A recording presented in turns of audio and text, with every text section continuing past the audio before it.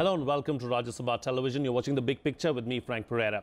On July 9th, 2017, the Iraqi Prime Minister Haider al-Abadi arrived in Mosul to declare a victory over the so-called Islamic State, marking an end to over 8 months of warfare in the city of Mosul.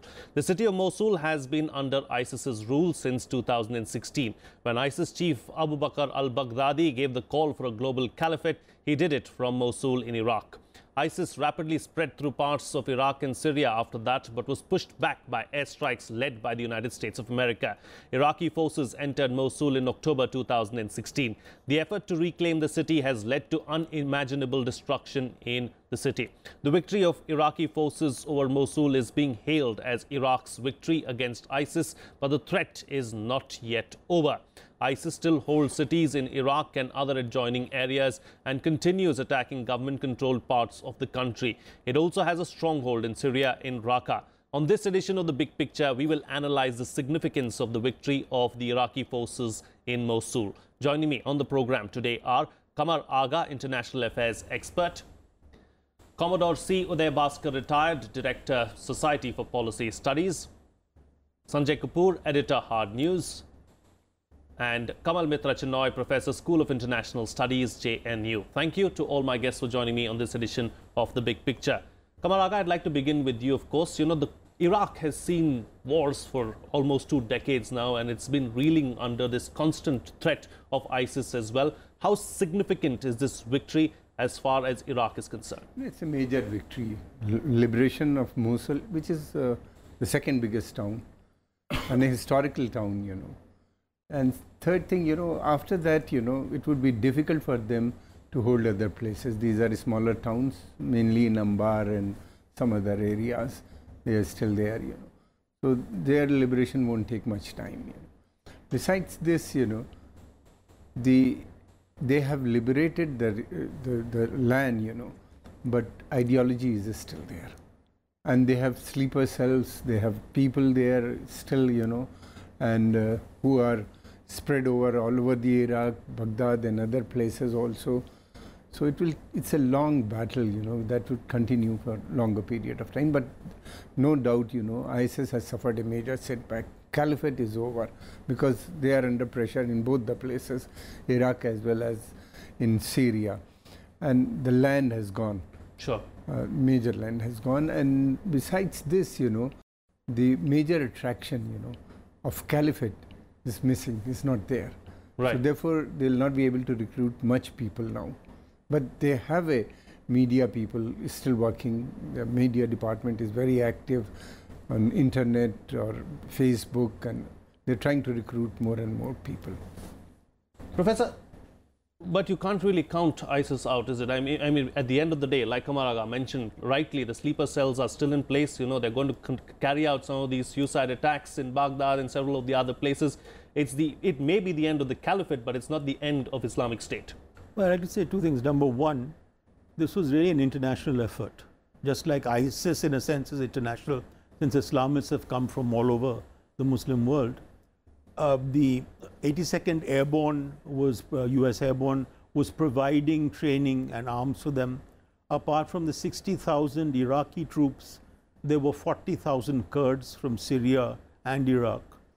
And the same kind of formula is being worked out in Raqqa, which is their capital in Syria.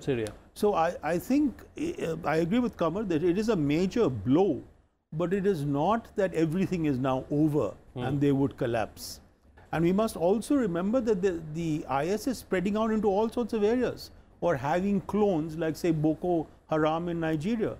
So this is going to be a long-term fight. This is a major victory, but this will require concerted effort and alliances to fight off this kind of extreme Islamist ideology. And I agree with Qamar that the ideology is not finished, but the fact that they've had this loss, they've had to flee to the Tigris River to get out of Mosul.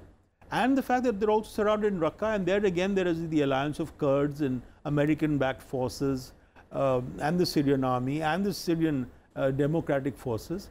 I think this large pitch battle scenario is now going to be diminished by smaller but critical attacks in vulnerable places. Sure. Sanjay Kapoor, what kind of implications is this going to have in the region on the whole? Before I get there, I want to just point out that there's too much credit that is being given to the Americans, even you suggested. But I've had occasions to speak with some of the soldiers that have fought in Fallujah and subsequently in Mosul. And their common complaint is that the American so-called air cover gets more publicity in the media, which is controlled by them, than the actual work that they do on the ground. The bulk of the fighting has been done by the People's Militia, the al-Hashd, which is Iraqi, is a People's Militia. And they fought hard. I mean, just imagine 10,000 casualties in the last 6 or 7 months that they've been fighting, trying to take over. It's been the most bloodiest fight, and Iraqis have paid a very heavy price for that. So, I mean, first of all, we need to give credit where it is due. Indeed. And it's also because an Iraqi general has gone on record. He said that I've served in the Iraqi army for 40 years, and this is the worst battle I've ever seen in my life. They are saying that the western Mosul is almost like Dresden when during the Second World War. Totally, broken in a certain way, devastated, and it's 30 times worse than the eastern side, which kind of was easier in comparison. So it is a huge, and I think Iraqis worked hard. They're all sections of society, especially the Shias who were there. They're also Sunnis. So in a certain way, it's a secular coalition that came together, and they managed to. So, but you're asking me about the implications, as my fellow panelists have said. The truth is that it's a big city which has gone, and if Islamic State does not get the facilitating environment in which they prospered, if you remember a few years ago, President Obama said we are going to diminish Islamic State, but I knew very well that when he said the US was saying it's going to diminish, their influence is going to enlarge. This is precisely what happened. The takeover of Mosul was also a big mystery how it happened. There were just a few hundred soldiers that took over the entire city, and subsequently the manner in which they enlarge their influence, that could not have happened till the time they had support of entities that we can't even comprehend. It's only now that allegations are coming out after Saudi Arabia put a blockade against Qatar. So they're trading charges that some of the support was coming from Qatar or from Saudi Arabia, and there is plenty of evidence to suggest that. So if these external forces in a way are neutered, or they don't really get into it, I think we will see Islamic State shrinking very rapidly. Although right. There might be sleeper cells, there might be other things that might happen, because if you must recognize the reports which are coming from the ground that these people put up a huge fight, the Islamic State militants. Nobody was willing to surrender. There are photographs of a woman with a child who was carrying a suicide, the entire belt, and she blew herself up. So there were so many who did not want to actually give themselves up. So there is going to be a certain amount of attrition. We will see a great amount of violence in pockets. But I think it will begin to ease if the external forces are in a certain way taken care of. Yeah, so the external forces need to be taken care of first, and then it becomes an easier battle on the whole. Commodore, I'd like to bring you in now. What does this mean, as far as the Iraqi forces are concerned? The morale clearly is going to be up now. No, absolutely. I think as far as the Iraqi security forces are concerned, the return of Mosul, as it were, to the Iraqi government is both symbolically and substantively a very major victory and a morale booster. And I just want to add that when we talk about the Iraqi security forces, apart from the army, we should also take note of the role played by the local police. Because I was looking at some of the developments in Mosul over the last couple of months. You may remember we discussed Mosul in your very studio a few months ago. And one of the interesting kind of characteristics of the battle for Mosul was this very high density urban warfare. Because if you look at the city, there was a time when Mosul had a population of about 2 million. Half of them were displaced. And in the last few months, according to one of the reports that I was seeing, and this came up even in social media, that the local police, supported by the Iraqi army, of course, was moving street by street. And sometimes it took them 3 to 4 days to be able to vacate and occupy. So in that sense, I think for the Iraqi security forces across the board, this is a very major victory. But like my other panelists have said, I don't think this is the end of quote-unquote war and turbulence. This is very important that the IS as an entity has been driven out. But I think as far as Iraq is concerned, perhaps the challenge for the security forces is now going to begin in a different manner. I think reference was made to sleeper cells. As also, there is going to be a vast, I would say, demography that is seeking to be relocated. Now, as I see it, this is perhaps not the most promising assessment to make, but the rebuilding of Mosul is likely to take a decade, if not more. And we just need to ponder over Afghanistan to get an idea about the scale of what has to be attempted. And one figure that is doing the rounds now, particularly against the backdrop of the Al-Nouri mosque having been destroyed. I mean, that's one symbol. Most of the city is razed. One of my colleagues on the panel said it's something similar to Dresden. We are talking about $100 billion. $100 billion to reconstruct Mosul works out to 6,50,000 crores approximately. That kind of money is not available. Yes. So I think for Iraq, one of the biggest tasks of the security forces and the political constituency is how do you bring everyone back, I think, into a same collective endeavor, the rebuilding of Iraq. You know, the road to recovery is going to be long and hard. It remains to be seen what exactly happens. But let's move ahead now. Mr. Agha, you know, as far as global terrorism is concerned, what kind of a signal does this victory of Mosul or the Battle of Mosul send out? The problem is different. This terrorism, actually the problem is in the Arab world, and it is emanating from there. The reason is, you know, regimes are failing, and these regimes are very powerful, backed by the army. They are not allowing democratic forces to emerge. After the failure of, or after the suppression of Arab Spring, you know, the Islamists emerge suddenly, you know, in large number. Now the youth thinks, you know, okay, if we go back to the fundamentals of Islam, this propaganda is old. Fundamentalists have been, spreading for a long period of time, because Muslims are suffering because they have deviated from true path. So if we go back to the fundamentals, we'll achieve glory as we had during the early phase of Islam. So they wanted to establish caliphate. So this was appealing, major appeal to them. And it attracted a lot of people right from, you know, all over the world, you know, even in the European, the students or youth, you know, who were there for a longer period of time, you know, who were born there, were attracted to this, thinking, let's try this ideology first. So that is still valid. Let's see, you know, they have formed the caliphate, was established, there was a joy, there was a lot of people, youth from everywhere going there, joining them, wanted to help and establish that caliphate, but that has collapsed. So this collapse, you know, would bring some rethinking. But those who have already joined it, they are large number. So they are not going to be converted, reconverted.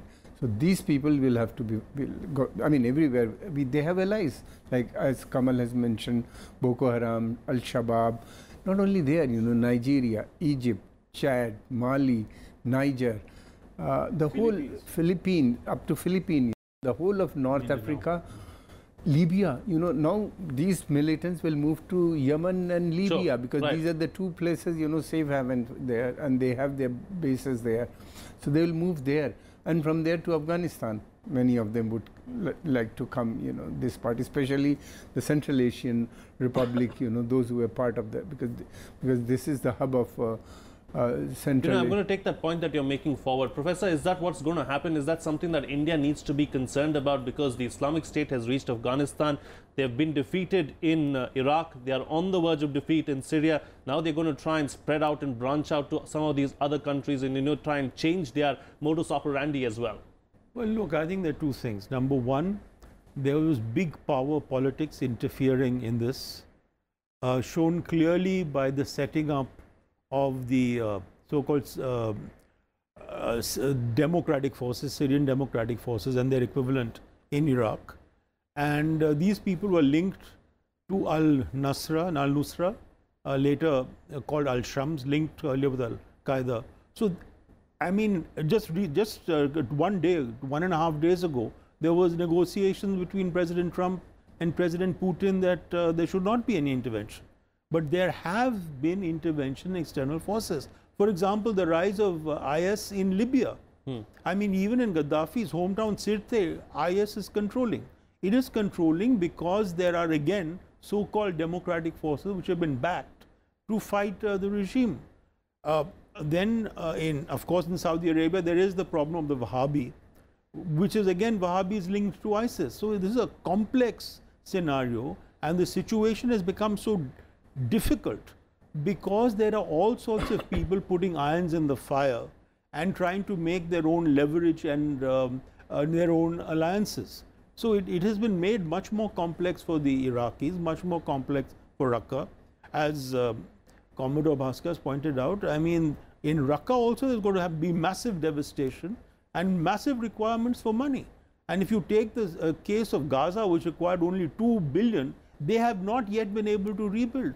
So what is going to happen to the Caliphate capital in Raqqa and in Mosul? The same thing will happen. And that itself becomes a danger for democracy and development in these countries. Sure. You know, I'm going to go back to a point that Mr. Agha was making. You know, Sanjay, as far as the youngsters are concerned, do you believe that this loss in Mosul is going to dissuade youngsters from joining ISIS in large numbers, or is that still going to continue? You must understand how it all began. You know, you had, first of all, the collapse of the Baath party, the entire, you can say, the infrastructure that sustained politics had been totally devastated by the Iraq war, and similarly, you know, a lot of things were happening.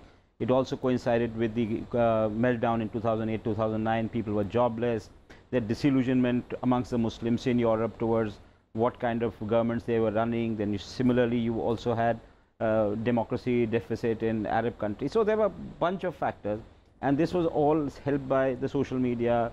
So the entire profile of Islamic State was being built in a very rapidly. It was being utopia of sorts where people can come. In fact, if you recall, Baghdadi had made this famous speech from the Nouri Mosque, which was pulled down about 15 days or a month back.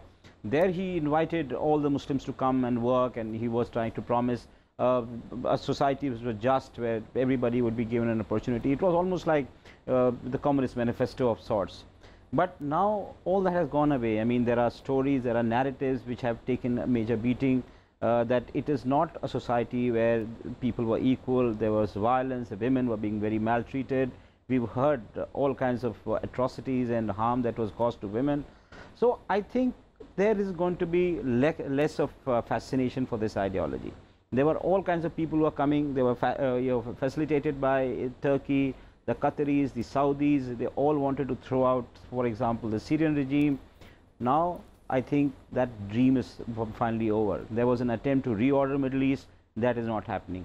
So Syria's sovereignty by and large will be preserved by Russia. I think in September 2015, when the Russians came to this region, in a certain way, that kind of told the world that whatever the plans they had of doing away with the Sykes-Picot agreement, or removing the border between Iraq and Syria and allowing Islamic State to spread, all that has gone away. So we are now looking at a world which is now chastened in certain ways. During G20 and even before that, if you recall, there was a discussion that the social media, Twitter, Facebook, they should be more cautious about, the hate websites and, all the content, and holding these companies responsible. So many of that content has also gone away.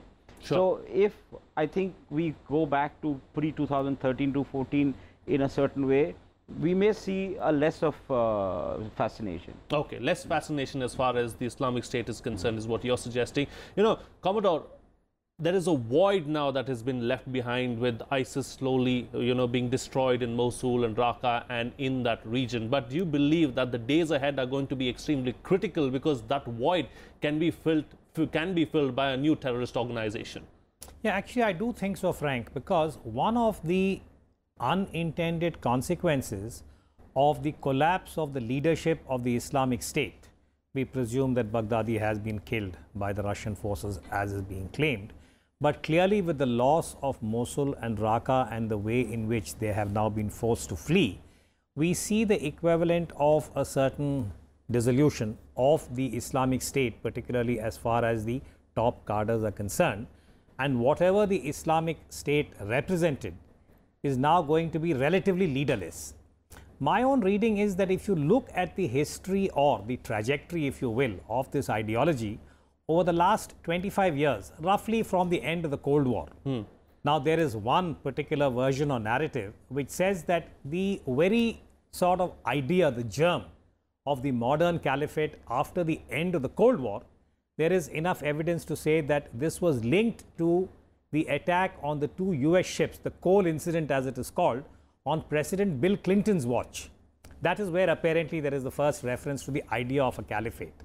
Now, over the last 25 odd years, this ideology has been differently championed. So, we had the Al-Qaeda, Bin Laden, we had, remember, September 9th, 9/11 and what followed. So, in summary, I would say that even as the IS, the Islamic State, is now scattered, perhaps we will see the regrouping of the Al-Qaeda, which went into a similar kind of disarray after Abbottabad and the neutralization or the removal of Osama bin Laden. Now, there seems to be some kind of a little clutter, which suggests that Hamza, the son of bin Laden, is now being groomed. Right. And if you look at the kind of tension that prevailed between the Al-Qaeda and the Islamic State post 2014, when Baghdadi, as it happened, had declared the caliphate from the same mosque, Al-Nouri, at that time, you saw the response from the Al-Qaeda leadership in 2015, 2016. So, my own assessment, and this is tentative, is that the ideology is going to remain alive, perhaps under a new leadership, and which is why I think we in India and Southern Asia have to be alert to certain possibilities. And I'd be a little cautious before saying that the Islamic State may not attract the same kind of following. In the interest of time, I'll just draw attention to what happened in Singapore, of all the places in ASEAN, where this young lady was motivated primarily by cyber and social media to lend her support to the cause.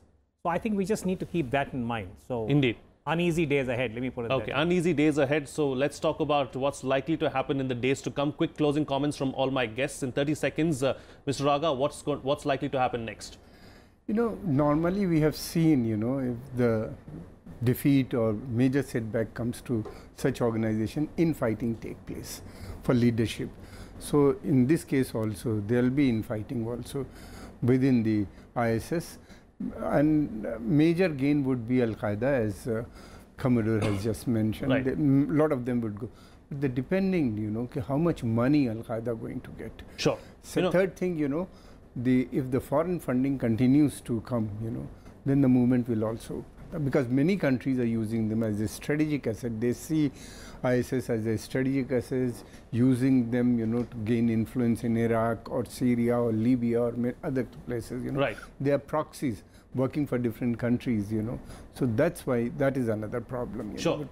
Professor, do you see some of the big countries like the United States, some of the major powers, United States, Russia, Saudi Arabia, maybe slowly pulling out of the region? Look, after the devastation that has been caused, and some more devastation will be caused in Raqqa and other places, if you do not do something about the devastation, the poverty, the loss of jobs, then you will have a revolt. So, you cannot have it both ways. You cannot say, okay, we've now taken Mosul and Raqqa and you collect the money to rebuild. So, unless there is a proper level playing field where people can work and live together, there are any number of instances in history which show that there will be a resurgence at some stage or another. May not be exactly the same, but it will be roughly the same, and people will be attracted to it because they feel they don't have a living otherwise. The major powers have helped in the war. Are they going to help in rehabilitation? Oh, that's a billion-dollar question, primarily because they are still not, they have to disengage from whatever is happening. As I said earlier, many of these powers are responsible for the mess that we have seen. I mean, if you even look at the terrorists or militants who left Libya to come to Syria, for example, you had a casualty in the form of the US ambassador who got killed, which has now become a film and all that. So, you have many factors, you have people who took care of logistics, they all have to withdraw. It's only then they can get into constructive work. And it's a great opportunity if all these people go away, there is reconstruction Iraq and Syria, many companies in India and abroad are going to benefit, but still some distance off. It's not happening anytime soon. Some distance off is not going to happen anytime soon. Commodore, please close the show for us with your concluding remarks. Just make one suggestion, Frank, if I may. I think India should take a unilateral decision and provide humanitarian aid to the people of Mosul immediately. Without any reference to big powers, United Nations Security Council, I think Mosul's citizens are waiting for someone to reach out. I hope India can do that. Okay. On that note, then we'll call it a wrap on this edition of The Big Picture. Thank you to all my guests, Qamar, Agha, Commodore, Uday, Bhaskar, Sanjay, Kapoor and Kamal, Mitra, Chenoy for joining me on the program and putting things into perspective for us. That's all the time we have today. See you again next time.